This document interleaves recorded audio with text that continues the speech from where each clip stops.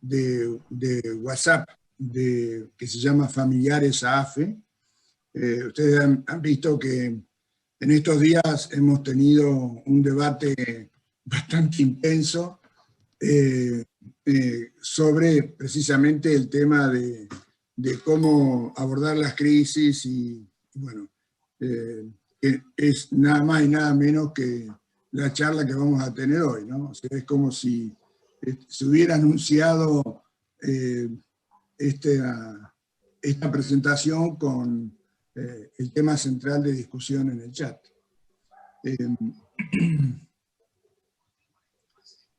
En este encuentro, quienes van a participar son quienes ya estaban anunciados, o sea, la doctora María Delia Michat, es médica psiquiatra, es docente en la carrera de posgrado de la Asociación de Psiquiatras Argentinos.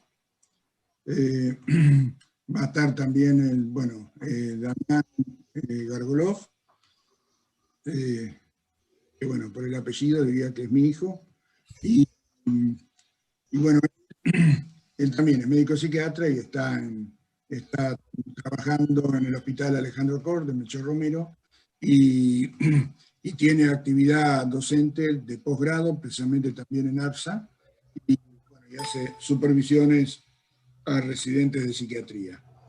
Y también, quien no está anunciado, pero que va a participar, es la doctora Teresa Walter, está mal escrito, creo que es con O, que bueno, después cuando corresponda que ella presente, hago su mención a sus antecedentes y por qué está hoy con nosotros. Bueno, empiezo. Somos 49 ya, así que creo que podemos ingresar. La agenda entonces del encuentro de hoy va a estar relacionado con las intervenciones públicas, bueno, de ayuda de familiares de personas que padecen esquizofrenia sobre las crisis, aunque qué antecedentes hay y qué actividades ha tenido particularmente AFE, y después, en líneas generales, va a girar alrededor del familiar que tiene la responsabilidad de cuidados, qué debe saber y qué debe hacer, ¿no? En instancias tales como la prevención de las crisis, con la detección precoz, o, bueno, está en curso cuáles son las estrategias de resolución. Y bueno, y posteriormente una descripción sobre las personas involucradas y los pasos para la intervención en las situaciones de crisis. La primera diapositiva, que espero poder pasarla, fui al final. Bueno, esta es una diapositiva que en realidad es un testimonio, es largo, pero bueno, lo voy a mencionar rápidamente. Es una persona que abandonó el tratamiento y se opone a reiniciarlo precisamente porque está cursando una recaída y bueno, no ha habido posibilidad de contactar ni al psiquiatra ni al psicólogo, es decir, al equipo donde se atendía, y también lo hizo con la justicia, pero no tuvo respuesta, ¿no? La condición del paciente es que vive solo en una vivienda que alquila la madre, que tiene 80 años. Es un caso real de hace varios años atrás que sucedió con un familiar que pertenece a la comisión directiva de AFE. Bueno, y el paciente lamentablemente vivía en un estado de abandono y rechazaba todo tipo de oferta de colaboración, ¿no? Con mucha agresividad hacia los familiares, hacia los vecinos, y con evidente riesgo para sí mismo y terceros, ¿no? Y tenía numerosas denuncias policiales de los vecinos, precisamente por las conductas agresivas que tenía con ellos, quienes, bueno, además de no prestarle ningún tipo de cuidado, en muchas ocasiones respondían más bien con agresión, y permanentemente culpaban a los padres por no ocuparse de él, ¿no? Cuando el familiar iba a los servicios de emergencia y a la policía para hacer el traslado, siguiendo las normativas actuales, con la orden del juez, que es, bueno, como debe ser, ¿no? Para evaluación y eventual internación a juicio de quienes evalúen al paciente. En ocasiones decían que no tenían móviles ni ambulancias disponibles, con ese durísimo mensaje de que las que estaban eran para cosas más importantes. Y además las ambulancias cuando iban con chofer y enfermeros, sin incluir un médico que esté capacitado para intervenir en las crisis psiquiátricas, ¿no? Bueno, cuando finalmente concurrían y el paciente rehusaba subirse a la ambulancia y se mostraba agresivo, el personal de la ambulancia y la policía decían que, bueno, que ellos no podían hacer nada y se retiraban, quedando el familiar con el paciente, que en esta condición obviamente le reprochaba que, bueno, ¿para qué hizo todo eso, no? O sea que empeoraba el vínculo, ¿no? Y bueno, en una ocasión pudieron trasladarlo a un centro público de evaluación, acá en La Plata, que se llama el PRIEC, que estaba en el Hospital Reencuentro, y bueno, esto ocurrió sin estar en ese momento el familiar, porque él no pudo coincidir con toda la gestión de la ambulancia y el médico, y fue entrevistado a solas, obviamente, y bueno, el paciente seguramente debe haber minimizado su situación, le indicaron una medicación por vía oral y le dijeron que concurra a control con el médico que lo venía atendiendo. Desde ya no cumplió con ninguna de las dos indicaciones. Bueno, finalmente la familia contrató a un médico para que lo evalúe en domicilio, por supuesto de su propio, a cargo de la familia, porque era un paciente que se atendía en el sector público, y bueno, cuando fueron simultáneamente la ambulancia y la policía y el médico, al final logró internarlo con la intervención del psiquiatra, luego de casi un año de gestión. Aproximadamente, más o menos, con estos contenidos, seguramente muchos de los que están presentes han transcurrido por situaciones similares. A título de ejemplo, les comento que la Asociación de Ayuda de Familiares de Personas que Padecen Esquizofrenia de La Plata, AAFE, ha tenido intervenciones públicas sobre el tema de las crisis psiquiátricas, ¿no? Particularmente esto fue en el año 2016, cuando se celebró el Día Mundial de la Salud Mental en la sede de la Universidad Nacional de La Plata, en la Secretaría de Relaciones Institucionales, que el tema fue precisamente ese, ¿no? Las crisis psiquiátricas y el reclamo por darle una respuesta, sobre todo por parte del Estado, ¿no? A raíz de esto, también el diario El Día hizo una comunicación muy importante sobre el tema de crisis psiquiátricas, en la cual obviamente participó AFE como la que aportó información relevante. Y bueno, a raíz de todo esto, en AFE empezamos a trabajar en un protocolo de intervención en crisis, que esto lo fue desarrollado en 2016 y 2017, pero después, viendo que no tenía posibilidades de avanzar, precisamente porque no había una respuesta por parte de los contactos que habíamos establecido para poder llevarlo a cabo, y además porque tampoco estaba siquiera una red de servicios públicos, ¿no? de cuidado de la salud mental que pudiera implementar precisamente este protocolo en borrador que veníamos haciendo. Pero bueno, esto se hizo en su momento y por supuesto está absolutamente disponible como para intentar reflotarlo. Desde luego que para eso se requiere un grupo de apoyo y de personas y profesionales interdisciplinarios para intentar llevarlo adelante.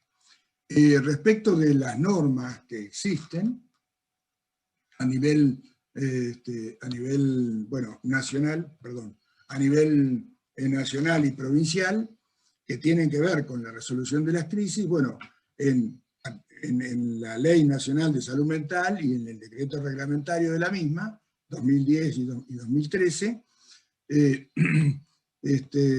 hubo, sí, mensajes y contenidos relacionados con esto. También esto está en el Plan Nacional vigente de Salud Mental, 2013 y 2018, digo vigente porque, bueno, no se hizo otro, y que es el plan de la Dirección Nacional de Salud Mental y Adicciones, en la que crea equipos interdisciplinarios para hacer la atención de las emergencias y urgencias, y el seguimiento, ¿no?, en los 3 sectores de la salud. Y también este plan establece pautas respecto de la red de servicios con base en la comunidad, que dispone o que genera el compromiso de desarrollar todos los dispositivos intermedios. Bueno, esto es lo que dice el plan, lo que dice la ley, y que también se acompaña con contenidos más específicos en otros documentos, como por ejemplo el tercero, que se titula como Lineamientos para la atención de la urgencia de salud mental, que es también de la Dirección Nacional de Salud Mental del año 18, y esta misma instancia del Ministerio de Salud de la Nación, el año pasado, hizo un documento que se llama Recomendaciones para la sustitución definitiva, bueno, instituciones con internación monovalente, en la cual también describen los dispositivos y los procedimientos, ¿no?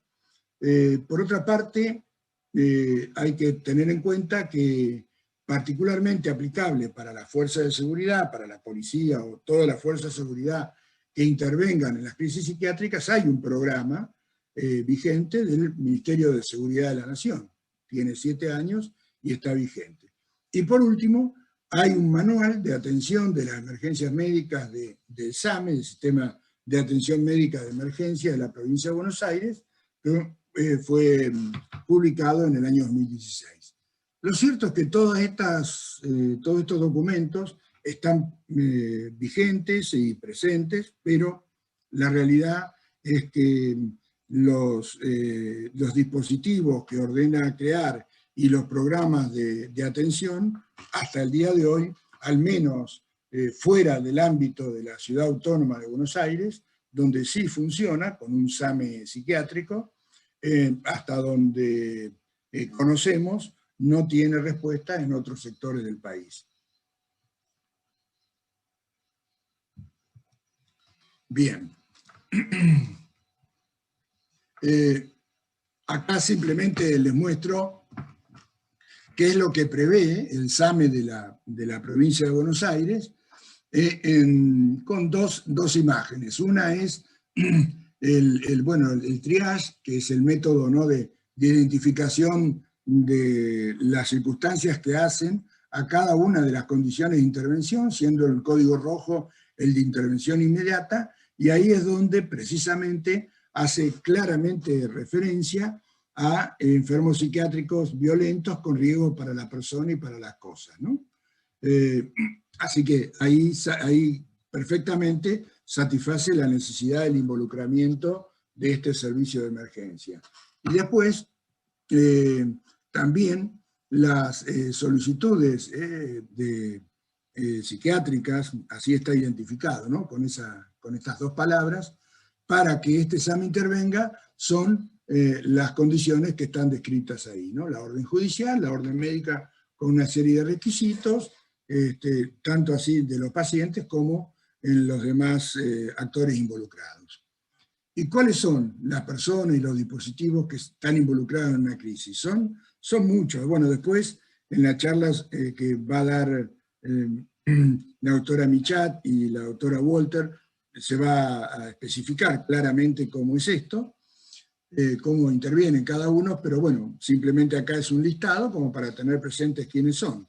La persona con esquizofrenia, el familiar, el equipo interdisciplinario ambulatorio, bueno, que atiende al paciente, ya sea en el ámbito público o privado, de la seguridad social, las fuerzas de seguridad, que están previstas que su involucramiento, el equipo de urgencia para intervención en crisis, que, bueno, que sabemos que tiene sus déficits, la ambulancia para traslados con personal idóneo, que, bueno, que lamentablemente fuera de Cava, como dije, hasta donde sabemos no ocurre, la existencia y la disponibilidad de una cama para una eventual internación en una clínica o en un hospital público, la red sociosanitaria intersectorial integrada de salud mental, hoy por hoy solamente existen los papeles, se está gestando aparentemente, pero no hay, al menos no tenemos información fehaciente de que esto esté desarrollado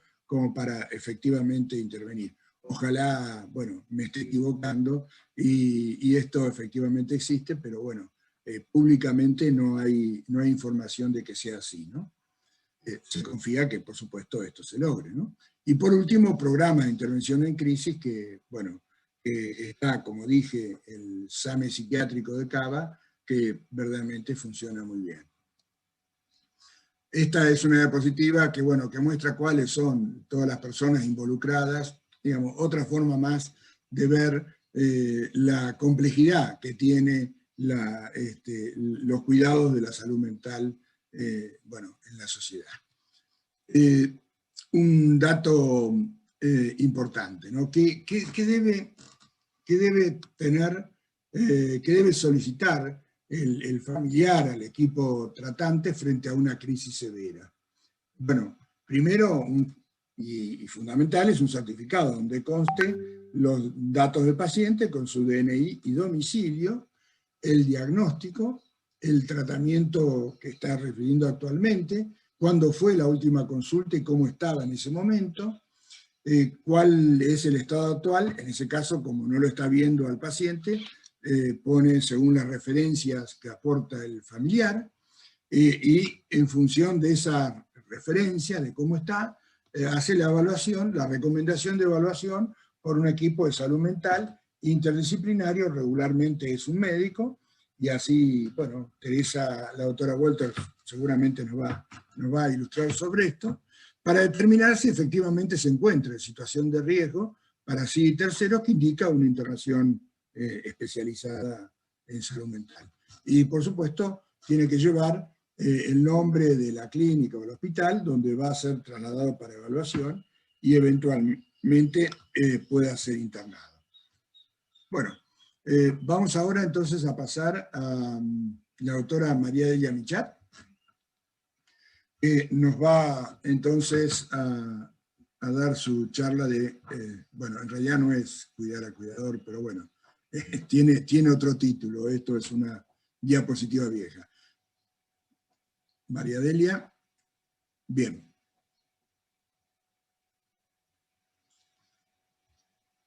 Todo tuyo, María Delia, desmuteate.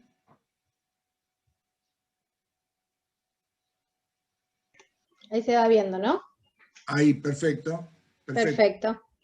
Bueno, buenas tardes a todos, gracias por estar hoy ya en diciembre con las baterías bajas, llenos de cierres y momentos dificultosos y todavía con ganas de seguir prestando atención a estos temas. Hoy nos vamos a dedicar a la crisis en esquizofrenia, tratar de entender un poco de qué se trata, describirlas y tratar de ver qué se puede hacer desde la casa cuando uno convive con una persona en crisis. Ahí vamos. Bueno, entonces, ¿qué motivó esta charla?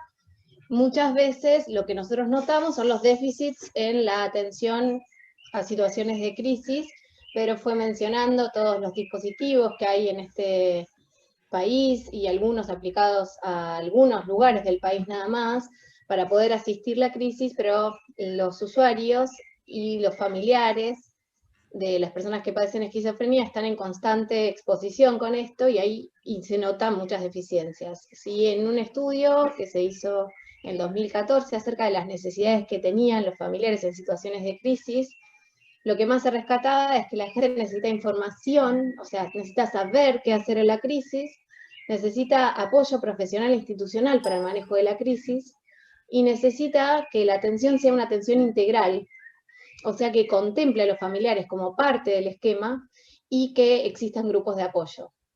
¿De qué se quejaba la gente que tiene un familiar que padece esquizofrenia cuando existió una crisis? Especialmente que el hecho de que exista mucha demanda, sobre todo en el sector público, pero también en el privado, y las citas con los especialistas sean muy espaciadas, no se suele llegar, digamos, a la consulta cuando la persona está en crisis. Tiene una consulta muy lejos, ¿sí? Por ejemplo, la crisis está en marzo y la consulta es en mayo. Entonces, antes de la cita necesitan acudir a urgencias para recibir atención en este punto. Por otro lado, se quejan de que la atención es deficiente cada vez que van a la guardia, y muchas veces sucede que van a la guardia y si el paciente no está lo suficientemente grave, termina siendo devuelto a la casa, ¿sí? Sin recibir este familiar la atención merecida ni la información adecuada para saber qué hacer con su familiar. Esto motivó la charla. Entonces tratemos de saber de qué estamos hablando. El brote, ¿sí? Podría ser en esquizofrenia tanto el primer episodio como la recaída. El brote pertenece a una de las fases de los trastornos esquizofrénicos, puede comenzar de varias maneras, en forma más aguda, subaguda o insidiosa, o sea, de a poquito o muy rápido, pero en general está precedida por pródromos. Nosotros ya charlamos en la reunión que tuvimos sobre prevención de recaídas, de cómo detectar precozmente los pródromos, o sea, aquellas señales tempranas y de alerta que nos dicen que la recaída está por llegar. Un brote esquizofrénico sería entonces una eclosión aguda máxima de la enfermedad, donde aparecen una cantidad enorme y diversidad enorme de síntomas especialmente positivos, o sea, delirios y alucinaciones y comportamiento desorganizado y lenguaje desorganizado, donde el paciente ya empieza a perder el control de sí mismo y se empieza a tornar peligroso, y esta palabra habría que contextualizarla, ¿sí? O puede hacer daño a sí mismo o a terceros, porque no es capaz en ese momento de dirigir sus acciones. En general, un brote, que vendría a ser como la expresión máxima de la recaída, requiere medicamentos adicionales, ¿sí? O la internación en un hospital. Diferenciando las palabras crisis, urgencia y emergencia, diríamos que la crisis es algo subjetivo donde la persona o la familia o ambos sienten o se sienten sobrepasados en sus mecanismos de afrontamiento, ¿sí? Uno puede, ante diversas situaciones, sentirse o no en crisis. Si tiene la idea de que la puede manejar, eso puede no ser una crisis, ¿sí? Entonces acá, para que no haya crisis, tenemos que hacer fuerza en los mecanismos de afrontamiento. La gente tiene que capacitarse en mejorar las formas de afrontar lo que puede llegar a ser un brote. Por otro lado, la diferencia entre urgencia y emergencia. La urgencia, en este caso, sería la situación de brote que afecta la vida de la persona que padece el brote y de la familia, y que según este grupo requiere atención inmediata, pero a diferencia de la emergencia no hay riesgo inminente de vida, ¿sí? De perder la vida. Pero sí hay riesgo para sí o para terceros, ¿sí? Tanto de agresividad o de suicidio, por ejemplo, y requiere cuidados más intensivos, entre ellos la internación. Y la emergencia sí ya requiere atención inmediata porque se está en peligro de vida cuando la persona ya cometió un acto violento o agresivo o intentó suicidarse. Esto es muy importante tenerlo bien presente porque cuando uno vaya a llamar a la emergencia, ¿sí? O vaya a llamar al psiquiatra, hay que tratar de ver si es que estamos desbordados y no sabemos qué hacer, o si es que estamos desbordados porque la situación requiere otro tipo de cuidados, esto ya sería una urgencia, o hay riesgo de vida, esto ya sería una emergencia. ¿Qué tipos de formas, ¿sí? Hacen que la crisis pueda presentarse? Bueno, o con lo que llamamos brote en sí mismo, que es este conjunto de alucinaciones, delirios, pensamiento y comportamiento desorganizado, sumado o no a la agitación psicomotriz, agresión y violencia, sumado o no a una crisis suicida. Estas serían las tres maneras en que una persona puede tener que llegar a acceder a la urgencia. En este caso, en el formato de brote, de alucinación, delirio y comportamiento y lenguaje desorganizado, ¿sí? Lo que tenemos que ir sabiendo es si a la persona tiene alucinaciones, si estas alucinaciones les dan órdenes, o lo insultan o lo acusan, esto agrava la situación, si la intensidad de esas alucinaciones es importante, la duración, la frecuencia, el impacto. Lo mismo con los delirios, si la persona en ese momento cree estar en peligro, o que otros están intentando lastimarlo, ¿sí? Posiblemente también ya el brote esté un poco más profundizado. Si piensa en forma ilógica o en forma extraña, si le cuesta organizar sus ideas, si cada 2 por 3 interrumpe sus frases, o si inventa palabras sin sentido, o que esto lo venía haciendo menos y ahora lo hace un poco más. Si hay algún trastorno del movimiento, por ejemplo, si repite una y otra vez algún movimiento, o ha dejado de hablar, o ya no se mueve, o si el comportamiento está desorganizado, o sea, si le cuesta dirigir su comportamiento a una meta, o sea, le cuesta hacer las cosas que habitualmente hacía, se desordena, ¿sí? Si hace los actos sin sentido, si está agitado, si está torpe, si está desinhibido socialmente, o si sus comportamientos son extraños. Bueno, todo esto nos daría la pauta de que estamos en crisis o brote. En el caso de la agitación psicomotriz, sí queremos aclarar lo siguiente. Las personas que padecen enfermedades mentales, la minoría, digamos, tienen conductas agresivas, pero especialmente en los momentos de brote o en algunas fases de la recuperación, esto puede darse de esta manera porque la persona está a lo mejor tan agitada que le cuesta controlar sus impulsos o se siente tan agredida, tan lastimada por el entorno, ¿sí? Que puede lastimar a otros para defenderse, ¿sí? Entonces, es importante saber que esta agresividad podría ser dirigida hacia los familiares, que son el blanco más frecuente, ¿sí? De la agresión, pero que el familiar interprete que esto no es un ataque personal, que tiene que ver con que esa persona está tratando de defenderse de esos procesos internos que antes mencionamos. Puede ser la agresión en forma verbal, física, o restricción física, ¿sí? Atacar a alguien y restringirlo. Y con respecto al comportamiento suicida, que es otra de las formas en las que puede presentarse la emergencia, ¿sí? La persona en general empieza a hablar de la muerte, ¿sí? Estos son los casos en los que tenemos más suerte, que podemos saber qué está pensando la persona, ¿no? Pero a lo mejor se expresa, ¿sí? Diciendo que le gustaría estar muerto, que no se preocupe, ya no vas a tener que preocuparte por mí, ya voy a desaparecer, me gustaría dormir y no volver a levantarme. A lo mejor está combinado con otros síntomas depresivos, está consumiendo sustancias, ¿sí? Empieza a descuidarse a sí mismo, nos empieza a preocupar si le pasa algo, si se lastima, o si no come, o si no duerme, o está teniendo comportamientos imprudentes sin considerar las consecuencias. Bueno, esto es otra de las formas en las que puede presentarse, así que respecto al comportamiento suicida también tenemos que tener claro que puede existir, ¿no? Entonces, hoy vamos a estar hablando en este momento, en este punto de crisis, brote o recaída en sí misma, la crisis de la crisis, ¿sí? Pero sabemos que si estudiamos bien el caso, vamos a encontrar signos de recaída inminente unos días antes y signos tempranos de recaída tal vez una semana o 2 semanas antes. Entonces, les recomiendo volver a la charla que dimos acerca de prevención de recaídas, porque ahí está un poco más detallado y es muy importante saber que el brote en sí mismo, si uno lo analiza, no suele ocurrir sin anticipación. Entonces, ¿qué vamos a hacer cuando nos damos cuenta que nuestro familiar está en brote y empezamos a tener miedo, desesperación y parálisis? ¿Sí? Primero, lo que vamos a hacer es calmarnos. Después, vamos a tratar de focalizar en evitar conductas que empeoren la crisis.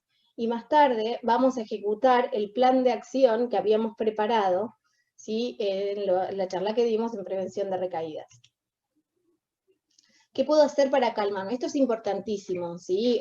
Siempre se hace la sugerencia de pensar el tema de los aviones, que uno no puede ayudar a otros si no se pone primero la mascarilla, ¿sí? Esta es la conducta. Es muy difícil ayudar, colaborar y resolver si uno no está calmado. Las funciones cognitivas no andan bien, uno no piensa con claridad, entonces calmarse no es simplemente para quedarse un poquito más tranquilo, es simplemente una necesidad para poder actuar mejor. Entonces es muy importante primero calmarse. Y para eso, ¿qué podemos hacer? Y bueno, primero saber, se vino la recaída, ¿qué actitud tengo frente a la recaída? ¿Cuánto grado de temor tengo? ¿Cuánto estoy exagerando la situación? ¿Cuánto grado de control creo que tengo en la situación? Por otro lado, cuando estoy en situación de mi familiar con recaída, tengo que empezar a parar las rotativas, ¿sí? Tengo que tratar de posponer decisiones que son importantes, ¿sí? Si yo en ese momento necesitaba cambiarme de trabajo o hacer una mudanza, hay cosas que tengo que frenar. Estas son muy exageradas, hay decisiones menores, ¿sí? Que también habría que poder frenar. Por otro lado, si viene este momento, ¿sí? De la recaída, tendría que poder empezar a reducir la cantidad de cosas con las que tengo que lidiar. Entonces, si empiezo a poder delegar, ¿sí? Algunas cosas, empiezo a poder establecer límites, o empiezo a frenar aquellas actividades que me estimulan demasiado, o aquellas cosas que me están estimulando demasiado, voy a poder afrontar mejor la situación. Es muy bueno y muy necesario regularizar hábitos y rutinas, ¿sí? Uno, cuanto más ansioso está, más nervioso está, más atemorizado está, más desesperado está, tiende a dejar de hacer las cosas que le hacen bien. Entonces, regularizar los hábitos y las rutinas es importante. No olvidarse de dormir bien, de alimentarse bien, de empezar el día con un propósito, de enfocar hacia las actividades de ese día, de hacer cosas a pesar de que uno no se sienta bien, de poder intentar hacer algo de ejercicio. Esto parecería un lujo en el contexto de crisis, pero no lo es, ¿sí? Es la manera de poder afrontar mejor la crisis.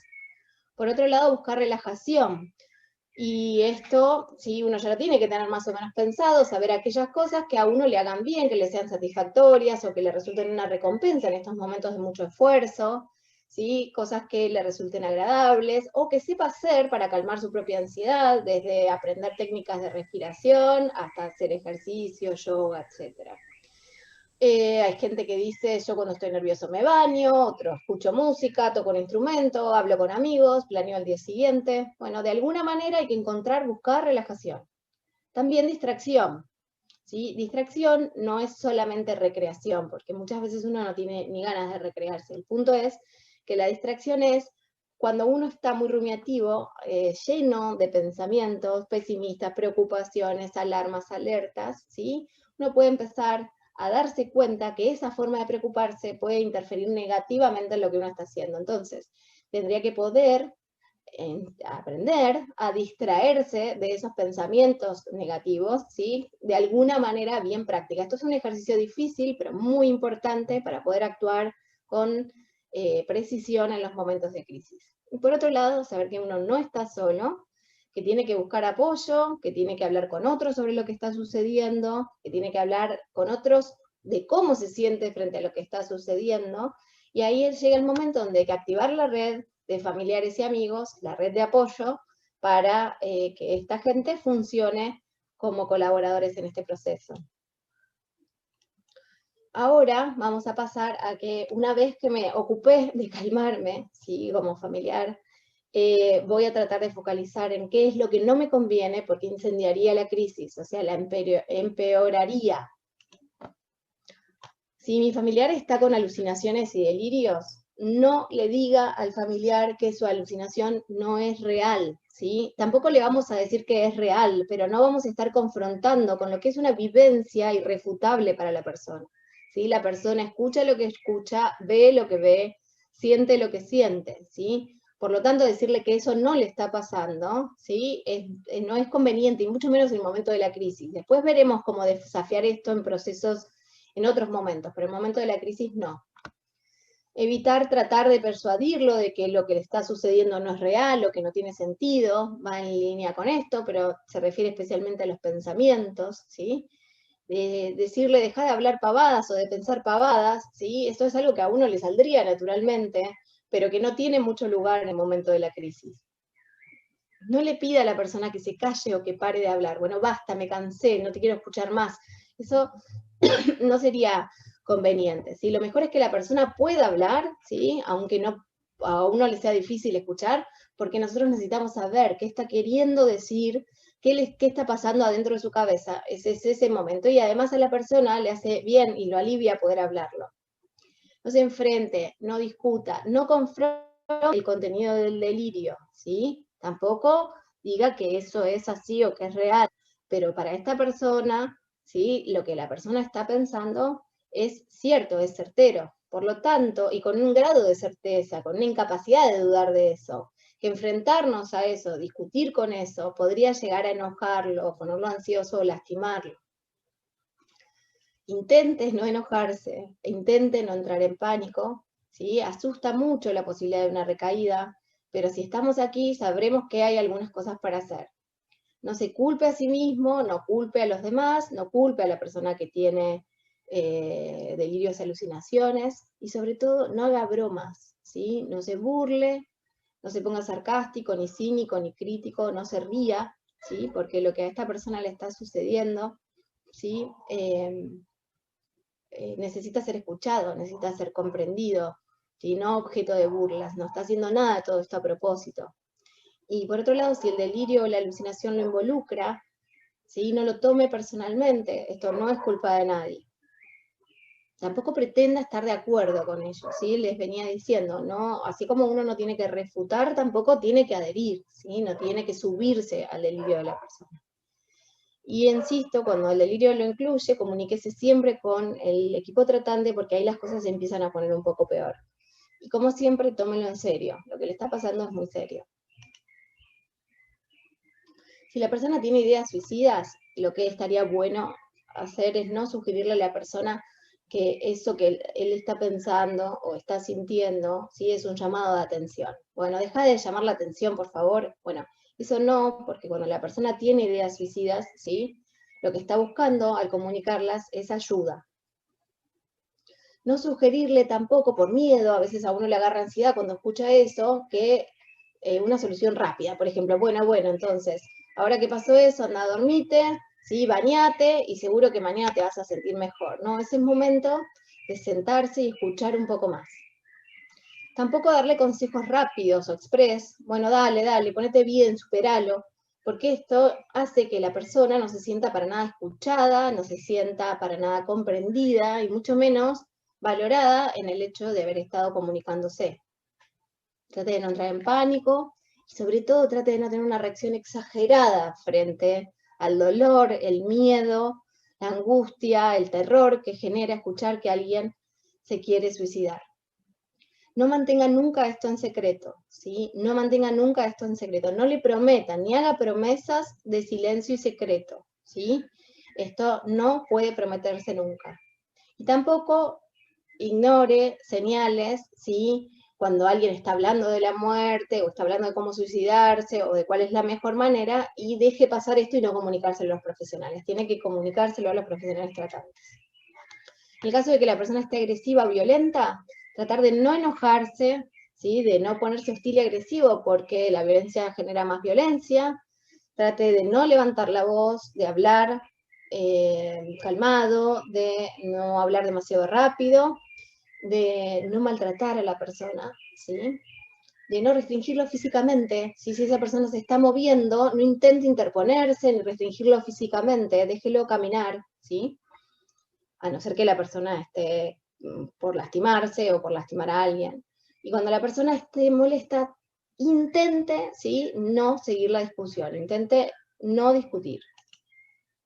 Ahora, si yo no quiero complicar más a mi familiar, ¿sí? Y si yo no sé qué estoy haciendo mal, puedo revisar esto que estuve leyendo antes. Pero sepan que hacerse la pregunta, ¿qué cosas en crisis anteriores han empeorado a mi familiar? O sea, personalizarlo, conocer los detalles íntimos, ¿sí? De la persona, analizando experiencias previas, es la mejor manera, ¿sí? Uno puede apoyarse en lo que charlamos, porque seguramente van a encontrar cada uno de ustedes un ejemplo en eso, pero también saber que hay cuestiones bien personales que a la persona le molestan, lo irritan, lo sacan de quicio, ¿sí? Y que nosotros tenemos que saber o aprender a frenar.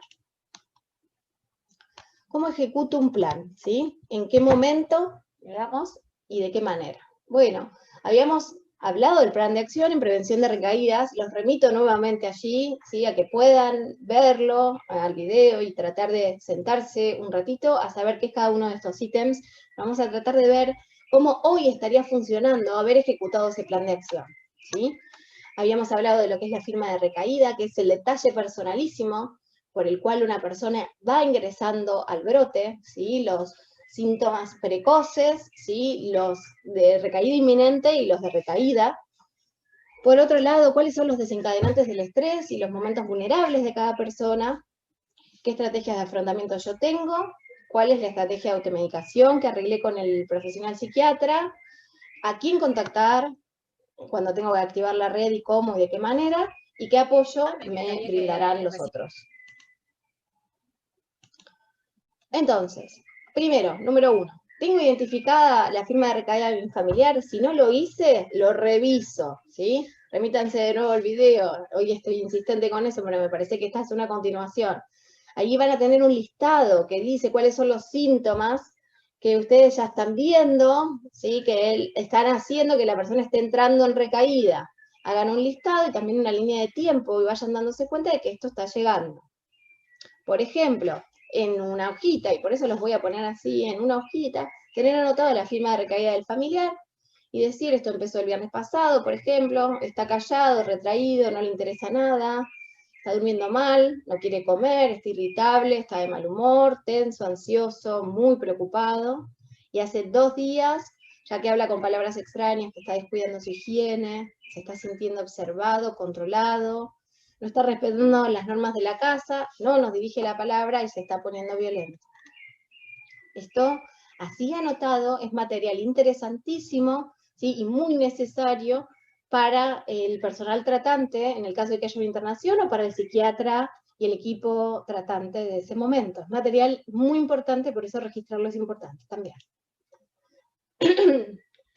Ahora, 2, ¿puedo detectar factores desencadenantes? ¿Pasó algo en este último tiempo? ¿Habrá abandonado la medicación? ¿Está consumiendo drogas, alcohol? ¿Está pasando por mucho estrés? ¿Está muy exigido? ¿Habrá sucedido algo nuevo? ¿Un cambio en la rutina? ¿O conoció a alguien nuevo? ¿O se mudó? ¿O está por empezar una actividad o algún proyecto de nuevas exigencias? ¿O falleció alguien? ¿O nació alguien? ¿O estamos teniendo muchos problemas económicos? ¿O la pérdida de trabajo? ¿O hay problemas en pareja? U otra manera, ¿sí? En que la gente puede entrar en brote, está siendo demasiado sobreprotegido, ¿sí? Lo tengo muy, muy cortito, ¿sí? Que no salga acá porque tal cosa, que no haga esto porque tal otra, ¿sí? Eso genera mucho estrés también y promueve brotes. ¿Inició alguna medicación nueva? ¿Se peleó, discutió con alguien? ¿Hay mucha carga emocional o tensión en el ambiente familiar, de la convivencia? Hay muchas críticas o descalificaciones, bueno, todo eso podría ser un factor desencadenante del estrés actual. Ha podido esta persona que escribe, ¿sí? El segundo punto, el primero fue la firma de recaída, ahora los desencadenantes dice, he podido identificar desencadenantes. Se puso de novio hace un mes, estaba incómodo con no tener dinero para invitarla a salir, le dio vergüenza llevarse la medicación a la casa de ella y no tomó la medicación por 2 semanas. ¿Bien? Esto alcanzaría para saber qué es un desencadenante importante y cómo actuar después en consecuencia para trabajarlo. Punto 3. ¿Cómo nos fue con las estrategias de afrontamiento? ¿Sí? De relajación, de distracción y de búsqueda de apoyo. Bueno, esta gente, esta familia, ¿sí? Escribió y puso lo siguiente. Le propusimos sentarnos a charlar y nos dijo que nosotros queremos que él abandone su rol de salvador del mundo y no se quiso sentar. Le propusimos salir a dar un paseo y lo rechazó muy enojado porque dice que no tiene tiempo para perder en todo lo que está haciendo. Le propusimos jugar a las cartas para no distraerse y se ofendió, perdón, para distraerse y se ofendió porque dice que no entendemos la verdad de su causa y que lo queremos distraer. Llamamos a un amigo, se encerró en su cuarto y nos gritó que dejáramos de meternos en su vida. Le propusimos que se dé un baño para calmar, se pegó un portazo y dijo que no le hablemos más, y lo vemos bastante refractario a cualquier propuesta nuestra. Si nosotros estamos hablando de que nuestras estrategias de afrontamiento, ¿sí? Fallaron de esta manera, estamos ya frente a una posibilidad de que esto se agrave. Ahora, este papelito, ustedes ya lo tenían escrito de la vez anterior, y lo empiezan a releer en ese momento y dicen, a ver, si mi familiar estuviera con relaciones, ¿cuáles serían las estrategias de afrontamiento? Bueno, parece que si está con alucinaciones es bueno reconocer y empatizar con el sentimiento que acompaña a la alucinación. Por ejemplo, decirle, yo sé que eso debe ser muy molesto para vos, eso de escuchar voces debe ser muy molesto para vos, ¿sí? En vez de decirle, ay, lo que estás escuchando no existe, podemos decirle, uy, sé que lo que estás escuchando es muy molesto para vos. Eso genera empatía y reconocimiento del sufrimiento del otro. Por otro lado, intentar recursos de distracción, ¿no? Colaborar con el desvío de la atención. Cuando la persona está alucinando, podemos ayudarlo a que desvíe su atención, ¿sí? Pedirle, no sé, me estoy buscando el teléfono celular, ¿me podés ayudar? O algo por el estilo. Cualquiera de esas, cuando uno lo ve muy alucinado, podría llegar a ayudar. Invitar a la persona a charlar de algo que resulte agradable para ambos, ¿sí? Algunos sugieren recordar algún momento feliz, muchas veces eso no es tan sencillo de hacer, pero podría ser alguna charla interesante, o proponerle a la persona, ¿sí?, estar con otras personas con las que se lleve bien. Lo que importa cuando la persona está en alucinación es escuchar lo que tiene para decir, animarla a hablar abiertamente sobre la alucinación, qué le dicen, ¿sí?, en el caso de que sean auditivas, ¿sí?, qué le sugieren, porque una cosa es estar escuchando voces, ¿sí?, que le gritan o le insultan una vez por día, y otra cosa es que haya una discusión en su cabeza y que lo obliguen, ¿sí?, a ir a agredir a alguien, ¿sí? Entonces es importante saber qué está escuchando. Tratar de entender lo que la persona está hablando a veces, o con quién está hablando, identificar cuáles son las creencias que hay ahí debajo, ¿sí?, por qué cree que le sucede lo que le sucede, y hacer que las exprese. Con respecto al delirio, ¿sí?, saber que acordarse todo el tiempo que esas creencias son reales para el familiar, ¿sí?, aunque yo no piense que eso sea real, no importa, para esa persona es real. Escuchar lo que la persona tiene que decir, animarlos a hablar abiertamente.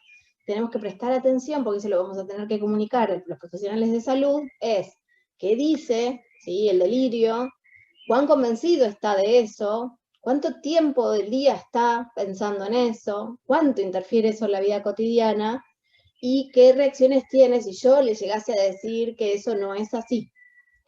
Bueno, esto nos daría la pauta de cuán grave es el brote. Si me resulta a mí demasiado molesto esto que estoy escuchando, ¿sí?, puedo también tratar de cambiar de tema, porque prefiero cambiar de tema, ¿sí?, a reaccionar enojado o desesperado. En el caso del suicidio, algunas palabritas, porque tenemos pensado dejarlo para otro momento, pero si sabemos que cualquier persona que hable de suicidio hay que tomarlo en serio, ¿sí?, hay que avisar al psiquiatra, al equipo de salud, y no temer preguntar, ¿sí?, hay que preguntar, que uno pregunte acerca del suicidio no estimula el suicidio, al contrario, a la gente le da más tranquilidad saber que pudo compartir esa vivencia tan desagradable, ¿sí?, que la única solución que le encuentra es a los problemas de la vida cotidiana es la muerte, ¿sí? Entonces hablarlo no va a empeorarlo. Y después, si uno puede explorar cómo lo haría, ¿sí?, cuán decidido está, si ya se agenció las cosas que necesita para suicidarse, eso es una manera de darnos a nosotros la pauta de cuán grave es la situación de riesgo de suicidio. Esto sumado que si tuvo antecedentes previos de suicidio, de intentos de suicidio, y está tomando alcohol o drogas, la situación es aún más grave. Y nunca debo mantener un plan de suicidio en secreto. Tengo que tratar de estar calmado, escuchar y preguntar cómo se siente y permitirle que se descargue y comunicarme con el profesional. Y rápidamente, si la persona me dice que esto es inminente, ¿sí?, tengo que saber que está en un lugar seguro, avisarle a mi red de contactos, ¿sí? Y por otro lado, saber que esto no es una responsabilidad que uno pueda llevar solo. Posiblemente, y si no lo van a internar porque las ideas de suicidio no son de riesgo cierto inminente, vaya a tener que uno acompañarlo por 24 horas, todo el tiempo, durante un tiempo largo, y entonces esto no puede hacerse solo.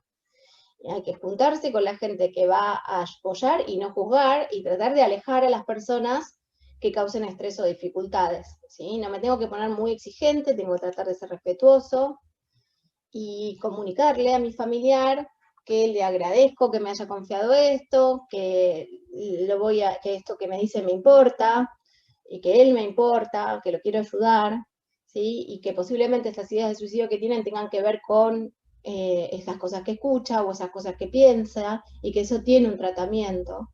Voy a tratar de ser solidario con las necesidades, pero no sobreprotector, ¿sí?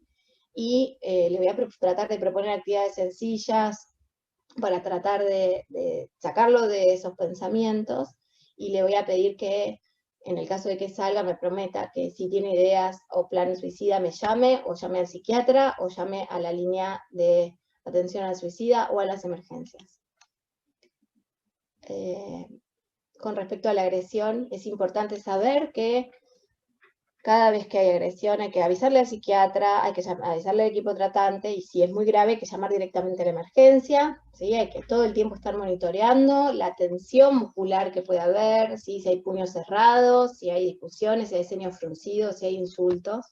Tratar de minimizar lo mayor posible el estrés para que no se excite más. ¿Sí? Si la situación es que yo resulto un factor estresante para esa persona, me tengo que ir. Si hay otras personas o cosas que resultan un factor estresante, hay que tratar de correrlas de la situación. Y voy a tratar de intentar distraerlo con un cambio de tema, por ejemplo. Le voy a tratar de pedir que se calme, transmitirle calma. Le voy a explicar que recién una vez que se haya calmado, yo voy a escuchar lo que tenga para decirme y voy a intentar ayudarlo, pero que lo primero es calmarse. Y si la cosa se pone un poco más seria, voy a ser clara y sin gritar, le voy a decir, basta, por favor frená, de esta manera no. Y si enseguida voy a tratar de pedir ayuda y no intentar de hacerlo entrar en razones. ¿Sí? Este no es momento de hacer entrar en razones a nadie, hay que frenar. Y si el comportamiento ya es inaceptable, es demasiado agresivo y difícil de soportar, no dudo en llamar a 911 e irme. Ya una vez que haya cedido la situación de agresión, voy a tratar de decirle, yo sé que vos estabas molesto, que estabas enojado, pero no tenés derecho a amenazarme a mí ni a nadie, no podés ser agresivo con nosotros, no vamos a poder convivir de esta manera, nosotros no toleramos ese comportamiento y tenés que buscar ayuda. ¿Sí? En los casos graves, si la persona no va a llegar a internación, hay que sacar todos los objetos que sean peligrosos, ¿sí? Y algunas personas, cuando tienen que lidiar con esto por mucho tiempo, tienen un cuarto seguro en la casa que tiene llave, candado, teléfono adentro para pedir ayuda. Bueno, hablamos también en la prevención de recaídas, la reunión esa, que muchas veces una de las maneras de afrontar la recaída es haber acordado con el psiquiatra una administración de medicación de rescate, le dicen algunas personas, ¿sí? Para el momento de la urgencia, de la emergencia, ¿sí? Esto tendría que estar acordado con el profesional, yo no lo puedo hacer por mis propios medios, eso tiene que ser acordado con el profesional. Ahí tenía este familiar que escribió todas estas hojas, una estrategia de automedicación acordada, ¿sí? Habían quedado que le iban a dar clozapina 200 miligramos de rescate a la tardecita, una dosis de refuerzo por día, hasta nuevo control, y ahí están los nombres del profesional, el teléfono, y la persona escribe, no lo pudimos llevar adelante porque se fue de lo de la novia y no llevó la medicación. Punto 5 es a quién, cuándo y cómo contactarnos para obtener ayuda, y acá tenemos que prestar atención a dos partes. Una es la nuestra como familiares y la otra es la acordada con nuestro familiar. El plan tendría que estar escrito de una manera semejante a esto. Esto es lo que acordamos con nuestro hijo. ¿Qué ayuda me gustaría que me ofrecieran? ¿Cómo me gustaría que me ayudaran? ¿Cuándo? ¿Dónde? Él dice, yo no quiero que se rían de mis ideas, no quiero que me tengan cortito, no quiero que me obliguen a hacer cosas. ¿Sí? Eso es lo que él pide cuando está en brote. ¿Quién debe hacer qué? ¿Hay algo que no quiero que me pase? Bueno, yo no quiero que me amenacen, dijo la persona que padece esquizofrenia, no quiero que me amenacen con la internación, yo no quiero que me den aloperiol inyectable, no quiero que me llamen a la policía, no quiero que me lleven a la clínica, tal. ¿Qué tratamiento sí quiero? Acá tiene que estar, porque si no, bueno, yo no quiero un montón de cosas, pero ¿qué tratamiento sí quiero y qué quiero que pase? Bueno, esta persona dijo, Juanpi me habla muy bien, ¿sí? Díganle a él que me diga lo que me pasa, y Carlos, el vecino, me puede llevar a la clínica, y la clozapina está bien. ¿Bien? Esto es un acuerdo que se hace con la persona que padece esquizofrenia en momentos que no son de brote, no es en el momento de brote donde uno puede acordar esto. Y respecto a nosotros como familia es, bueno, ¿qué ayuda me gustaría que me ofrecieran? Querría saber si alguien me dice si esta situación es para internar o no y qué pasos seguir. O sea, me gustaría poder llamar a alguien que me diga eso, que mi esposo, ¿qué vamos a hacer? Mi esposo va a llamar al hospital, yo voy a llamar al psiquiatra, mi hija va a llamar al psicólogo, nos vamos a juntar y vamos a tratar de encontrar, de acordar algo con esta información que tenemos, y vamos a tratar de localizar a la novia de la cual no tenemos datos. Hay algo que no quiero que me pase, no quiero que discutamos y peleemos en familia. ¿Qué quiero que suceda en una crisis de emergencia? Y bueno, ahí están todos los detalles, y ahí a dónde llamar, la guardia del Hospital Alejandro Korn en este caso. Si logramos contactar con la novia, le vamos a pasar los números de teléfono de la emergencia, ¿sí? Le vamos a pasar una foto de carnet, si tuviese conducta suicida, le pasamos la línea de atención al suicida, le pido que anoten este número, esta es una línea nacional, que saque todo lo que mi hijo pueda tener cerca para lesionarse, si llegan a tener un arma, de enseguida tiene que salir de ahí, llamar a 911, si hay drogas y alcohol cerca, tratar de sacarlos, que no se vaya sin dejar a nadie cercano hasta que lleguemos. Eso podría ser un plan acordado, no es lo que hay que hacer, ¿sí? Es un plan, una forma en la que el plan puede estar escrito. Si lográsemos conectar a la novia, ¿sí? Le pasaremos los números de emergencia, si tiene alucinaciones, le contaremos todo lo que ya vimos, si tiene ideas suicidas también, y si está agitado, lo mismo. Punto número 6. ¿Qué apoyo brindarán otros? Momento de activar la red social de apoyo que ya programamos. Esto lo vamos a ver en una charla posterior. Vamos a hablar cómo armar una red social de apoyo previamente al momento del brote, ¿sí? Para ya tenerla disponible, sacar la hojita, leer y ver qué hacer, y no tratar de improvisar en un momento tan delicado. ¿Qué ayuda me gustaría que me ofrecieran? Entonces, bueno, empiezo a pensar, yo no tengo auto, Carlos podría llevarme a buscar a mi hijo, no quiero que mi otra hija se quede sola, entonces le voy a pedir a Eugenia que la reciba en su casa. Juanpi, el amigo, puede llamarlo para decirle que está demasiado alterado y que tiene que volver a tomar la medicación, y lo puede invitar a tomar un paseo. Mariana se ofreció a hacer la comida por estos días, mi vecina me va a hacer las compras.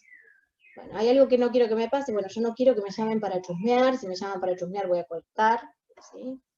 ¿Qué quiero que suceda en la emergencia? Y bueno, voy a activar la red, espero tratar de no enojarme mucho, si no me pueden ayudar voy a intentar calmarme, porque no quiero complicar más a mi hijo.